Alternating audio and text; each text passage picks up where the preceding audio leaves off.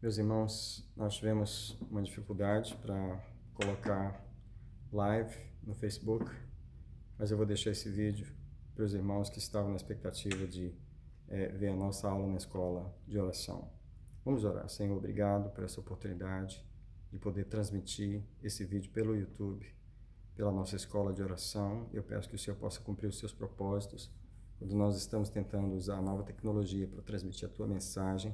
Obrigado por nos ajudar nessa tentativa e cumprir o teu propósito através disso, em nome do Senhor. Amém. Mais uma vez eu quero pedir desculpa de nós não termos conseguido transmitir live, mas queria convidar você a abrir a sua Bíblia, ou pelo menos você ler comigo o texto de Hebreus, capítulo 5, o versículo 7, é o texto que nós vamos ler agora. Hebreus 5 e 7 diz assim: qual, nos dias da sua carne, tendo oferecido com grande clamor e lágrimas, orações e súplicas, ao que o podia livrar da morte, e tendo sido ouvido por causa da sua reverência, ainda que era filho, aprendeu a obediência por meio daquilo que sofreu. Eu quero começar com as orações do grande intercessor, o Senhor Jesus, e mostrar como o Senhor Jesus é a nossa inspiração naquela atitude mais poderosa que o homem pode ter. A coisa mais importante que um ser humano pode fazer é se colocar diante de Deus em oração. O melhor que um homem pode fazer, uma mulher pode fazer, é o que Jesus fazia nos dias da sua carne. Aqui Hebreus 5,7 diz que o qual, nos dias da sua carne, isso é o Senhor Jesus, quando ele estava na terra, tendo oferecido com grande clamor e lágrimas, orações e súplicas, com grande clamor e lágrimas, ao que o podia livrar da morte, e foi ouvido por causa da sua reverência. Irmãos, ninguém se qualifica como um intercessor como Jesus. Mas eu gostaria de mostrar, em primeiro lugar, a vida de oração de Jesus. E um dos autores do Novo Testamento observou é o livro de Lucas. Lucas observou tão claramente a vida de oração de Jesus, e eu gostaria só de sinalizar vários momentos no Evangelho de Lucas onde ele revela a vida de oração de Jesus. Hoje, nesse tempo de morte e destruição que está na rua, de tensão e apreensão que está no mundo, Deus precisa de intercessores, ele precisa de pessoas que saibam se colocar diante dele, homens e mulheres justos que possam se colocar diante dele para interceder pelo mundo, interceder pelos que ainda estão vivos, porque os que já morreram não há nada mais que se possa fazer por eles, mas há muitos que estão aqui precisando ser avivados, precisando ser despertados e acordados, e é na vida deles que as nossas orações têm o poder, e Deus quer transformar homens e mulheres como intercessores para poder chegar até essas vidas através de nossos arrependimentos, de nossas confissões por eles. Mas primeiro, na vida de um intercessor, antes de interceder por alguém, antes de ser um sacerdote entre Deus e os homens, antes de ser aquele que se coloca como Jesus se colocou, entre Deus e os homens, o intercessor, ele desenvolve um coração de oração. Ele desenvolve a sua própria vida de oração. E foi isso que Jesus fez quando ele estava na terra. Lucas, capítulo 3, verso 21. E quando todo o povo fora batizado, tendo sido Jesus também batizado, e estando ele a orar, o céu se abriu e o Espírito Santo desceu sobre ele. Nenhum evangelho coloca essa frase, estando ele a orar, somente Lucas. Os outros evangelhos falam do batismo de Jesus, que assim que ele foi batizado, João viu o Espírito Santo descer com forma de pomba corpórea sobre ele. Uma das coisas que ninguém nota, a não ser Lucas, é que estando ele a orar. As coisas acontecem quando as pessoas estão em oração. Estando Jesus a orar, Lucas nota isso. E você vai caminhando pelo Evangelho de Lucas e você vai observando a vida de oração de Jesus. Por exemplo, no capítulo 4, versículo 42, Lucas diz: ao romper do dia, saiu e foi a um lugar deserto. Jesus não tinha outro encontro nesse lugar deserto, senão com o Pai. Jesus sabia que tinha um dia cheio na sua agenda de encontro com as pessoas, de encontro com doenças, de encontros com morte, de encontros com pecadores, de encontros com fariseus que zombariam dele, que tentariam pegá-lo em uma pergunta capciosa. Jesus sabia que enfrentaria tanta maldade, que teria tantos encontros com os homens, multidão faminta, pessoas endemoninhadas, crianças carentes de uma bênção, vidas que precisavam de libertação como Gadareno. Mas o encontro que Jesus não abria mão era desse encontro com o Pai. Mais uma vez, Lucas 4:42, ao romper do dia, saiu e foi a um lugar deserto.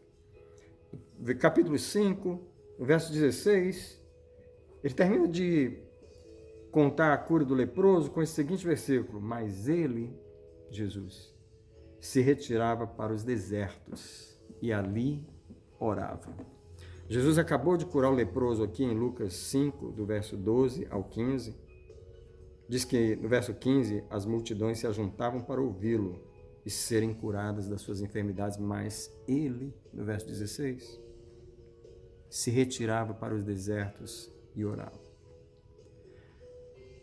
Sabe, Deus não pode contar com muitos intercessores nesse momento de coronavírus, nesse momento de morte, porque as pessoas não vêm praticando uma vida de oração. Somente as pessoas que têm experiência de praticar uma vida de oração sabem o que é se colocar diante de Deus durante longos tempos, durante horas, durante bastante tempo, e conhecem o coração de Deus. Porque o que faz um intercessor efetivo, o que faz Deus tomar a oração de um homem ou de uma mulher e impedir a destruição, impedir o juízo que precisa vir, é o coração.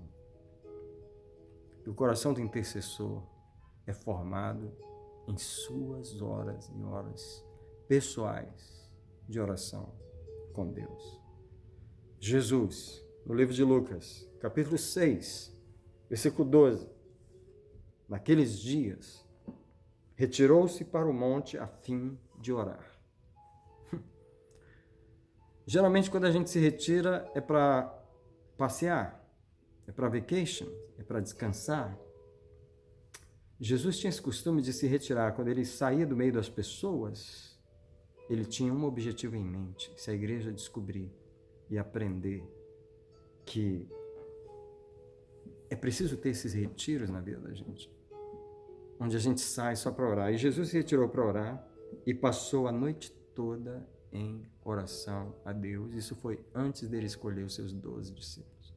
O que Jesus tinha pela frente no dia seguinte era a chamada, e logo chamou os discípulos e escolheu 12 entre eles: Simão, André, Tiago, João, Felipe, Bartolomeu, Marcos, Tomé, Tiago, filho de Alfeu, Simão Zelote, Judas, filho de Tiago, e Judas Iscariotes.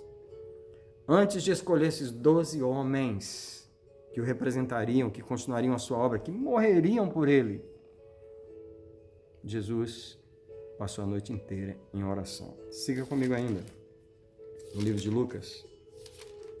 E a gente chega no capítulo 9, no verso 18. E antes da confissão de Pedro, diz assim: enquanto estava ele orando à parte. Lucas sempre encontra Jesus orando. Isso é a coisa mais marcante no livro de Lucas. É como Lucas observou a vida de oração de Jesus. Ele registrou, mais do que os outros evangelistas, a vida de oração de Jesus. Então, aqui em Lucas 9, 18, enquanto estando ele orando à parte, então chegavam-se os seus discípulos e perguntaram. Ele chegou aos discípulos e perguntou: quem dizem as multidões que eu sou? Mas ele estava orando antes de fazer essa pergunta. Agora, quando nós chegamos no capítulo 11 de Lucas, verso 1, estando Jesus em certo lugar orando, Lucas gosta de ver Jesus orando, Lucas enxerga Jesus orando, Lucas vê Jesus orando. E Lucas diz: estando Jesus em certo lugar orando, quando acabou, disse-lhe um dos seus discípulos: Senhor, ensina-nos a orar, como também João ensinou os seus discípulos. E aqui, no capítulo 11, Jesus começa a ensinar os discípulos a oração do Pai Nosso, que é o primeiro nível de oração, onde se vê a Deus como Pai. Depois, do verso 5 para frente, ele começa a ensinar a ver Deus como amigo, que é o segundo nível de oração, quando você vê a Deus como amigo e você intercede por alguém, já não por você. Mas não para aí.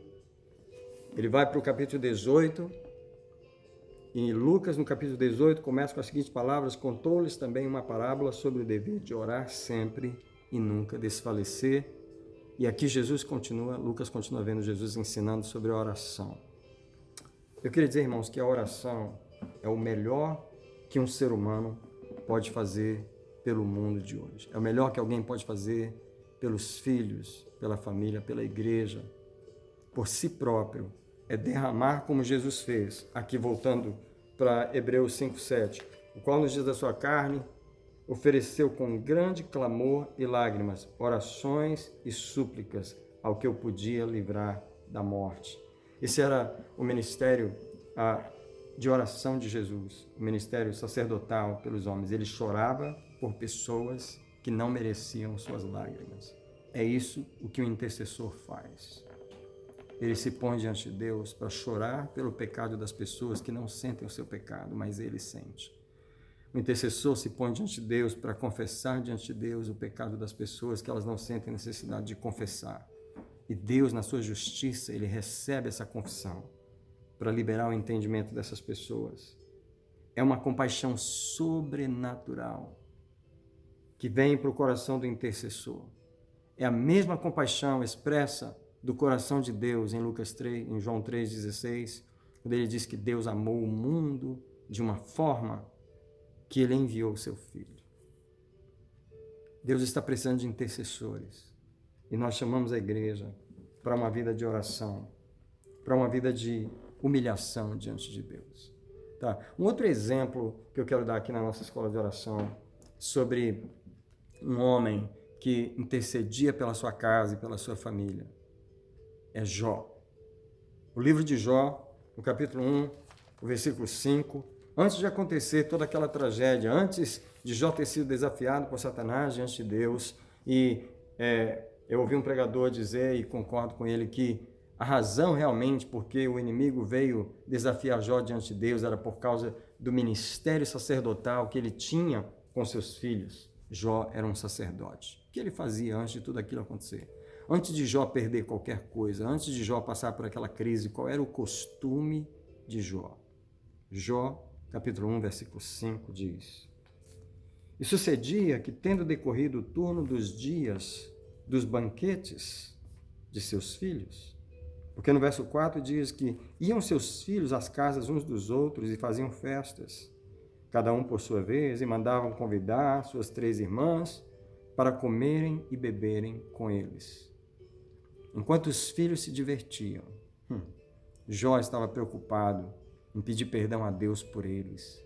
Jó estava preocupado em chegar diante de Deus e interceder. Jovens se divertindo, comendo, bebendo, não estão preocupados com o que o juiz do universo pensa, não estão preocupados com o que a sua carne pensa, como o mundo de hoje. Mas tem um homem que chega diante de Deus e está preocupado que enquanto eles estão se divertindo, Jó vai diante de Deus, e aqui o verso 5 diz: E sucedia que, tendo decorrido o turno das festas, enviava Jó aos seus filhos e os santificava. E levantando de madrugada, oferecia holocausto segundo o número deles. Pois dizia Jó: talvez meus filhos tenham pecado e blasfemado de Deus no seu coração. Assim o fazia Jó continuamente. Não tenho palavras para expressar para você como Deus precisa de um intercessor, como Deus precisa dessas pessoas que se põem diante deles, por aqueles que não veem o juízo que está vindo sobre eles, por aqueles que não veem que Deus às vezes não pode segurar mais o que ele tem segurado por anos e décadas. Nesse momento, o mundo está debaixo do corona. Deus segurou por quanto tempo? Por quantas décadas? Por quantos anos Deus segurou esse vírus? E agora, ele encontrou alguma legalidade no mundo espiritual para ser liberado sobre a terra. Esse vírus que entrou pela China está destruindo a Itália e chegou nos países, está chegando nos países do mundo, devastando com morte. Deus valoriza o intercessor. Essa pessoa que está vendo a destruição. Quantos eu sei que estavam orando, talvez antes desse vírus chegar, e pedindo misericórdia a Deus, e pedindo compaixão de Deus, pedindo perdão pelos pecados do mundo. Nesse momento, é hora de nós, a igreja, pedirmos perdão pelos pecados do mundo. É hora de nós nos humilharmos perante o Senhor. É hora de nós sermos Jó para o mundo. É hora de nós sermos Jó para os nossos filhos. É hora de nós sermos Jó para os nossos compatriotas brasileiros. É hora de nós sermos Jó, interceder, pedir perdão, confessar os pecados deles. Eu fiquei sabendo, alguns dias atrás, de um homem em Taiwan, que tem 11 anos, se eu não estou enganado, que ele começou a andar sozinho pelas ruas de Taiwan, confessando os pecados da nação, confessando por ele mesmo confessando, ele mesmo assumindo os pecados da nação. E segundo a pessoa que falava, a porcentagem de cristãos, antes desse homem começar a orar, era bem pequena. E parece que 11 anos depois, isso subiu assustadoramente, subiu muito a porcentagem de cristãos naquele país por um homem que anda pelas ruas de Taiwan, confessando os pecados de Taiwan diante de Deus e pedindo perdão no lugar deles, quando eles não pedem perdão. Sabe o que o intercessor faz? Ele faz pelas pessoas o que elas não estão em condições de fazer agora. Ele se arrepende por elas, ele pede perdão por elas, ele se humilha diante de Deus por elas. E o mais incrível é que Deus recebe o testemunho, Deus recebe legalmente as confissões de um intercessor por aquelas pessoas. Deus literalmente pode virar para o diabo, mostrar as intercessões deste homem, dessa mulher de Deus e dizer: eu tenho uma pessoa que se colocou na brecha por esse país, por essa cidade, por esse povo, e ele está clamando diante de mim, confessando os pecados, e eu tenho perdoado os pecados dessa nação sem eles saberem. Eu tenho impedido juízos porque tem alguém diante de mim que tem orado, que tem vindo. Deixa-me dizer para você, é um valor muito grande, o valor de Deus, de através de uma vida de oração, formar um intercessor. Nessa escola de oração, nesse tempo de coronavírus, nesse tempo que a igreja só se reúne em casa, nesse tempo em que Deus nos humilhou, nesse tempo em que Deus nos forçou a ficar em casa, Deus está chamando intercessores, pessoas para se humilhar, pessoas para se colocar diante de Deus pelo mundo, pessoas para pedir, no meio de tantas mortes, pedir a salvação de almas, pedir a salvação de vidas, porque esse é o propósito de Deus com o coronavírus, esse é o propósito de Deus com a crise que Ele está permitindo com os milhares que já caíram ao nosso lado, já caiu mais de 1.000 ao nosso lado, e olha, já caiu 10.000 à nossa direita. Mas Deus quer salvar vidas nesse momento. Deus quer usar a igreja como sacerdote. São mulheres justas, homens justos que se põem diante de Deus para defender o propósito de Deus pelas pessoas, que é a salvação delas. Pessoas que reconhecem e honram a justiça do grande juiz de toda a terra. Sabe que alguém precisa confessar os pecados. Alguém que conhece os protocolos da corte celestial para chegar perante Deus confessando pecados específicos. Advogados que ajudam os homens nas suas causas legais perante Deus contra o seu adversário. Porque há muitas acusações deste povo perante Deus, feitas pelo inimigo, que são verdadeiras. São pais, são mães, são parentes que confessam os pecados de seus entes queridos na corte celestial, as loucuras dos homens que estão ao nosso redor, a ignorância, a dureza, o endurecimento, a cegueira, a surdez, a rebeldia, confessam o amor pelo mundo, confessam a carnalidade, pedem perdão a Deus e se humilham e choram e pedem a Deus que salve as vidas. Salve as vidas. Igreja, esse tempo de ficar em casa é um tempo de se humilhar.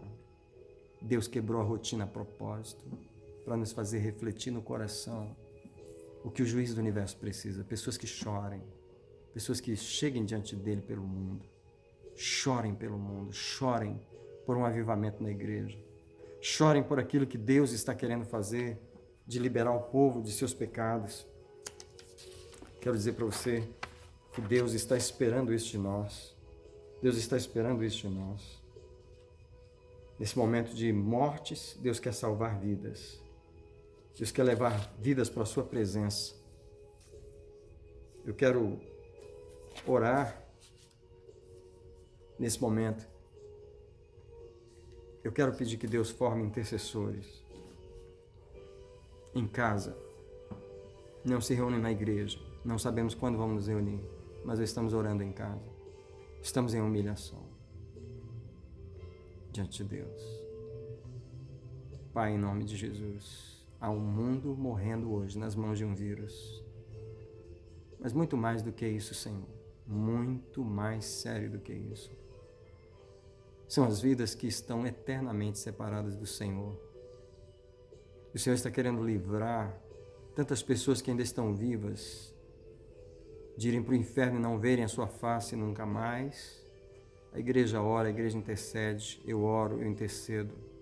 A primeira coisa que eu peço é perdão pelos pecados da igreja, perdão pela negligência da oração, perdão pela ausência de uma vida de oração, perdão por não ter conquistado uma vida de oração, pelas vidas que não conquistaram ainda uma vida de oração diante do Senhor. Essa é a primeira oração que eu faço. Quero pedir perdão por uma igreja que alguns querem realmente servir ao Senhor, outros pensam que querem, mas ainda não quiseram ainda não realmente decidiram, ainda não tomaram a posição, estão em cima do muro, estão ouvindo o inimigo, estão servindo a sua carne, estão distantes da oração, estão distantes do compromisso da renúncia, da morte pessoal. Peço perdão por eles. Peço perdão por todo crente que não decidiu se entregar completamente. Peço perdão por todo crente que não decidiu ter um avivamento, não decidiu ser fiel, não escolheu ainda priorizar a Deus em cima de todas as outras coisas. Não escolheu ainda renunciar aos outros pelo Senhor, renunciar a si mesmo pelo Senhor. Peço perdão por todos aqueles, ó Deus, que se enganam hoje pensando que estão vivendo uma vida espiritual, pensando que querem e não quiseram de verdade ainda. Mas também quero agradecer por aqueles que, derramando o coração, como verdadeiros intercessores, têm buscado a Tua face em humilhação, primeiro por suas casas, primeiro por si mesmo, por seus filhos e por suas próprias famílias. Quero agradecer pelos verdadeiros intercessores levantados pelo Senhor para fazer a sua obra. Quero agradecer no nome de Jesus. Quero agora pedir que levante intercessores nesse tempo de vírus, nesse tempo de morte no mundo. Agora, Senhor, o vírus chega nos Estados Unidos e vai chegar no Brasil. Agora, Senhor, vamos ouvir de mortes, números que aumentam a cada dia. E nós pedimos misericórdia ao Deus misericordioso, mas no meio disso aviva a igreja, Senhor, aviva a igreja, aviva, levanta homens de oração, mulheres de oração. Levanta intercessores, homens e mulheres que se curvam, se prostram para orar atrás do espírito da oração. Eu clamo no nome de Jesus, eu clamo no sangue de Jesus. Agora, Senhor, a igreja se reúne em casa, como os apóstolos faziam no começo, quando eles não tinham templo. A igreja se reúne em casa hoje, Senhor, e cada família hoje tem a obrigação de se reunir sozinho, de orar, de fazer o seu culto e de te buscar. Ó Deus, hoje tu estás olhando para cada família individualmente. Hoje nós não estamos misturados na massa da igreja, não estamos misturados no culto, não estamos misturados no normalismo, na normalidade de um culto dominical. Deus, obrigado por isso que tu estás fazendo. Obrigado por esse choque, esse abalo. Obrigado por abalar as estruturas, Senhor. Ser bendito por fazer isso no meio da igreja. Porque agora nós somos obrigados a entrar num novo ritmo, Muito obrigado por obrigar a igreja a um novo ritmo, Senhor. Tu és o Senhor. Tu és o Senhor que pode fazer isso em nossa vida. Pai, traz o espírito da oração. Traz o espírito da oração sobre cada homem, mulher e criança. Senhor, traz o espírito da oração. Não há outro espírito, não há outra oferta mais importante que um ser humano possa oferecer, senão o que o próprio Jesus ofereceu, grande clamor e lágrimas. Um grande clamor e lágrimas, orações ao que podia livrar da morte. Faz de nós uma igreja que é como Jesus, que intercede, que chora, que clama, que ora. Eu abençoo, Senhor, cada vida que está orando, que está vendo este vídeo, que está, Senhor, se dedicando a esse ministério de oração. Eu abençoo cada um que está se humilhando nesse tempo de morte. Eu mais uma vez peço a cobertura do sangue sobre o teu povo, ó Deus, porque quando as pragas destruíram o Egito, o Senhor guardou Israel. E eu clamo mais uma vez pelo sangue nas portas de cada casa. Eu clamo mais uma vez o sangue na cabeça de cada um, para proteção, proteção, proteção. Eu te agradeço pela proteção do teu povo, Senhor, que ainda sai para trabalhar. Senhor, ajuda aqueles que podem não sair para trabalhar, diminuir as saídas. Senhor, aqueles que podem diminuir as suas idas na rua, Senhor, para não tentar o Senhor, eu peço o espírito do bom senso, o espírito da fé daqueles que precisam aprender a confiar no Senhor nesse tempo, aprender a confiar no Senhor, que o Senhor vai suster e vai prover, não vai nos deixar passar fome. Deus, obrigado, Senhor, pelo teu suprimento para nós nesse tempo de coronavírus. Obrigado, Senhor, porque não vai nos faltar nada e porque vais nos cobrir com o teu sangue enquanto a morte passa no nosso meio. Mas enquanto isso, Senhor, nos usa para salvar vidas. Salva vidas através de nós. Em nome do Senhor Jesus. Amém. Meus irmãos, hoje não saiu como eu tinha programado, mas eu quero agradecer pela oportunidade de Deus de deixar esse vídeo. E agora nos preparamos para o nosso culto domingo ao meio-dia.